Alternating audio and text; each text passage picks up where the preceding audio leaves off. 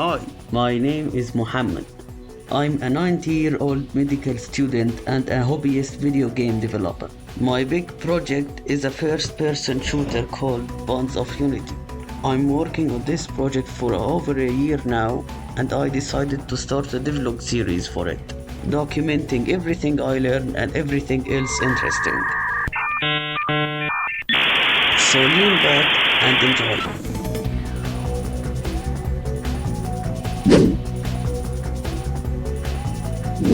So to keep you up with what's happening in the game, I plan to make 10 chapters for it. 2 levels average on each chapter, and each level is 10 minutes long. The first level of the first chapter is the only finished level, and today we will finish the second. And yes, this game has a story, but it's not even added in the game yet. We will add the story once we finish all the levels, which will be after ages from now. So anyway, the gameplay is as follows. Basically, you have weapons and items. The gameplay revolves around synergizing between them in order to kill enemies and bosses. Your weapons vary between damaging, freezing, burning, and most importantly, stunning enemies. You stun enemies by dealing damage at the same enemy in a short amount of time. When the enemy is completely stunned, he is disabled, and you can use melee weapons against disabled enemies for a huge chunk of damage. Those kinds of effects makes the gameplay more than blindly pointing at the enemy and spam the shoot button, as this makes the game gets boring very quickly. It also provides more joy to the player, because players enjoy when they succeed at pulling off some sort of smart combinations with their weapons. So my trick to make the player enjoys my game is by making them feel skilled, although the game is very simple that anybody can pick it up and play.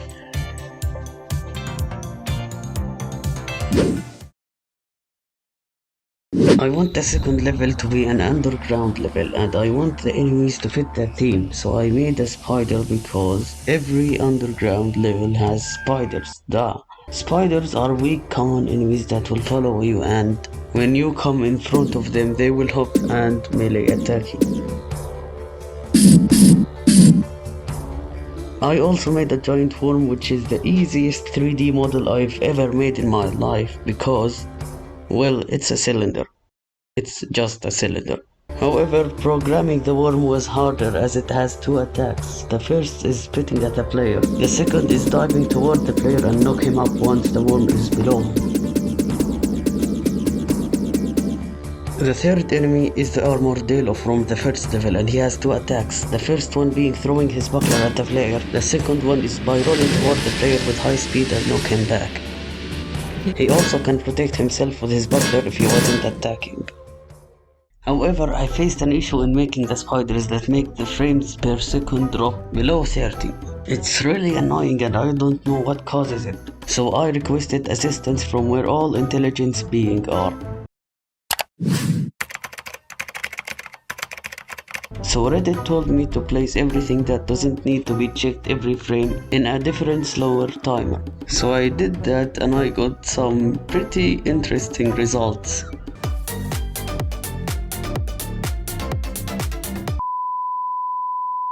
Now I want them to be dangerous spiders and not dancing spiders, obviously. So after a while I found the bug that makes them dance and fixed it. I also made the enemies turn into ragdolls when you finish them with a melee attack because I'm too lazy to make death animations, so deal with it.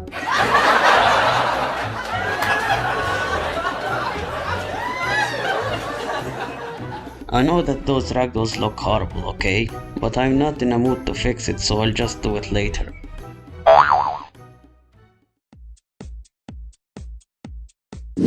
You can't have a shooting game without guns, so let's make some.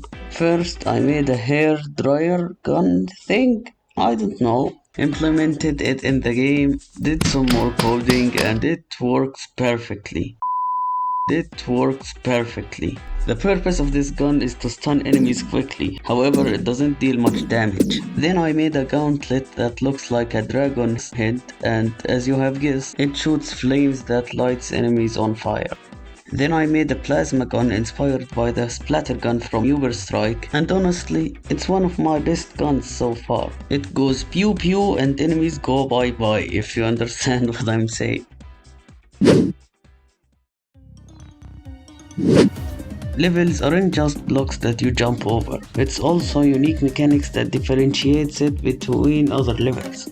So I was thinking of some sort of mechanic that fits the underground level. And I remembered the 3 crystal mechanic in Crash to Insanity, where you hit 3 crystals in a short amount of time to proceed. That idea fits my game as it requires high speed, so I did put it in my game and it works fine.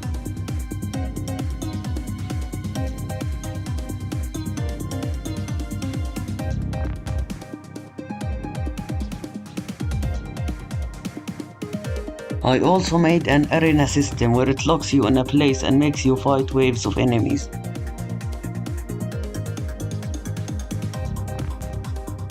And finally, some high-speed sections.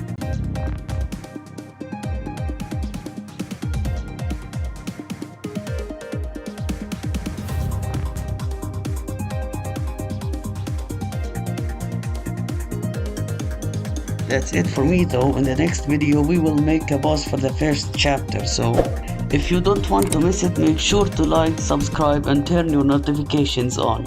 If you don't do that, I will turn you into a ragdoll in real life, and you definitely don't want that to happen, so do it. So anyway, thank you for watching, see you next video.